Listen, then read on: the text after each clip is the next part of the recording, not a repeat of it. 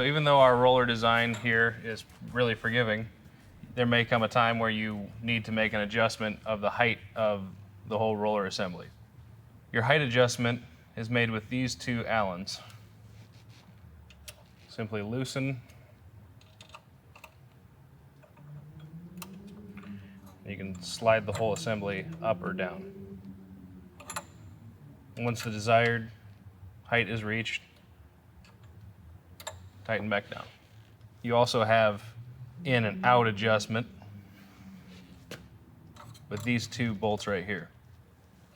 If you loosen those, you can slide the whole roller forward and back. Once you've found the proper adjustment, tighten it down.